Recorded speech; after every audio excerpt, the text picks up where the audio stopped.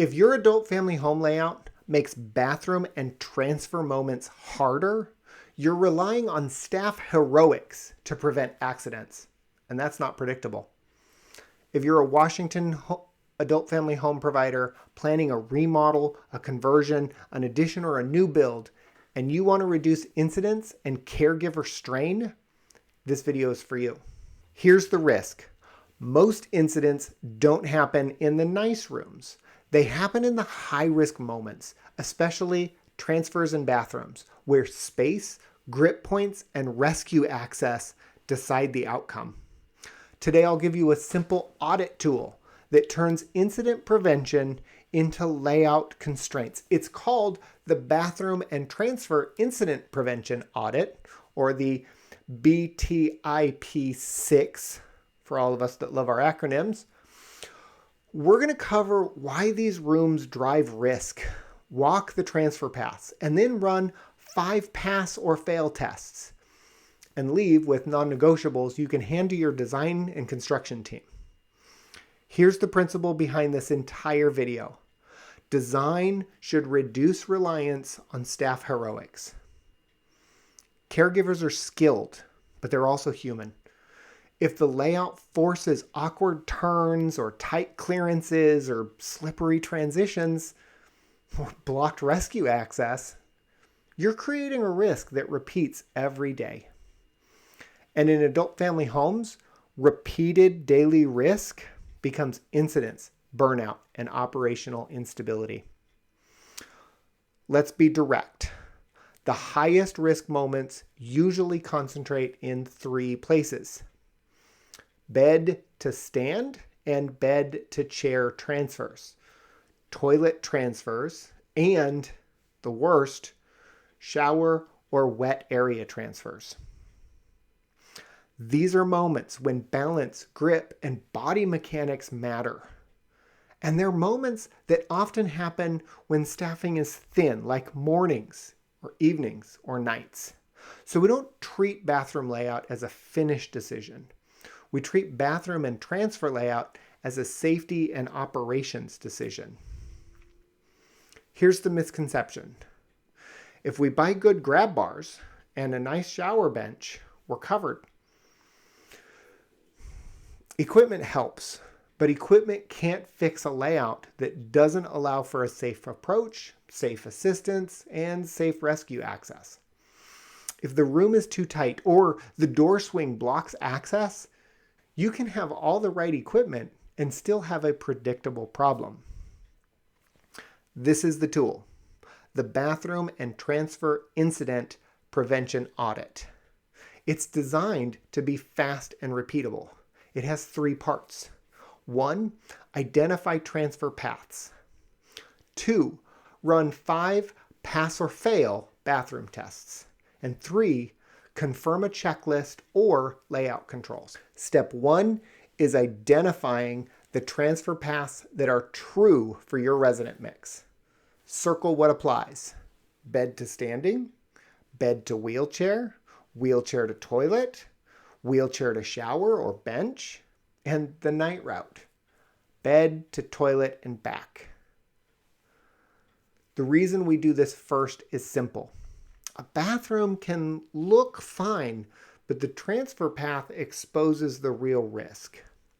If the path is tight, angled, or requires repeated turning, or worst off, requires you to close the door before you can do it, you're increasing fall risk and caregiver strain.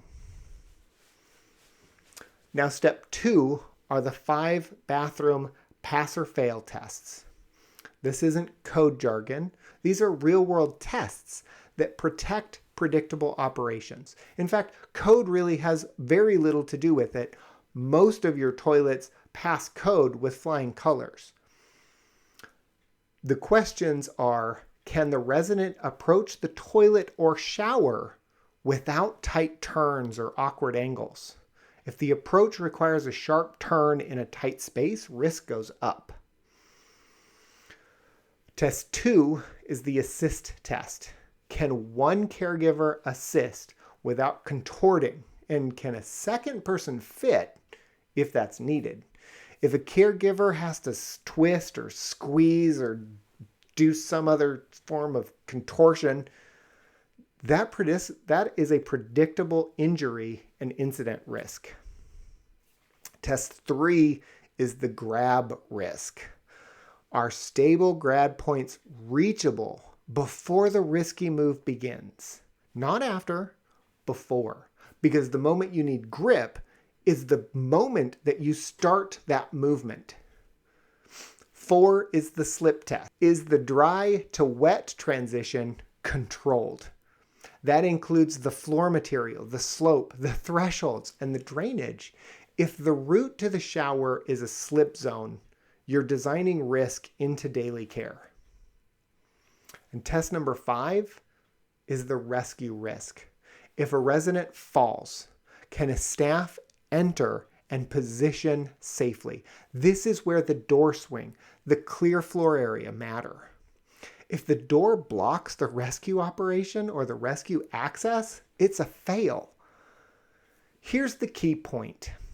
Any one fail in these 5 tests is a redesign conversation because these failures create repeatable daily risks. Now, step 3 is the layout controls checklist. This is where you turn the tests into concrete design decisions. Check what you've addressed. The door swing doesn't block the rescue access. The clear space exists where assistance actually happens at the toilet and at the shower. And lighting supports night use. There's no black hallway to the bathroom. Flooring and transitions reduce slip risk. Fixtures and controls are reachable and intuitive. Storage exists at the point of use, so staff don't leave the resident in the mid-task. And ventilation and moisture control are real. And resident privacy is protected without sacrificing staff response. Note the theme. These are not expensive luxuries. These are reliability controls. They reduce incidents and reduce caregiver strain, which protects predictable operations and improves staff stickiness. So your staff will stick around longer if the building supports what they're actually trying to do. Now is the output. The BTIP6 asks you to write 2 things. First is your top 3 bathroom and transfer risks in this plan. Name them clearly. Second is your bathroom non-negotiables. So constraints the design and construction team must protect. This is what prevents the classic failure pattern where bathrooms get value engineered late and safety is quietly compromised. If it's not written down, it's negotiable under pressure. Now, here's why this matters for the next video. If your bathroom and your transfers are not safe and workable, every other layout strategy is built on a weak foundation. AFH 07 will cover dementia-friendly layouts without buzzwords. So we're talking sightlines, wandering, and calm control. But that work only holds if the daily highest risk moments are already protected by design.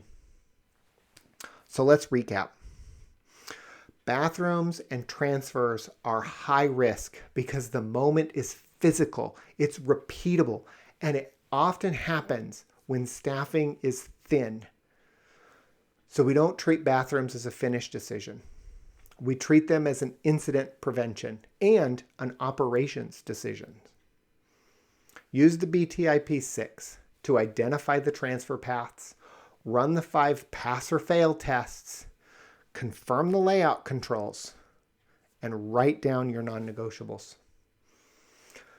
Download the BTIP6. It's absolutely free. It's a tool for you guys to use so that you can really understand how Our work affects your work.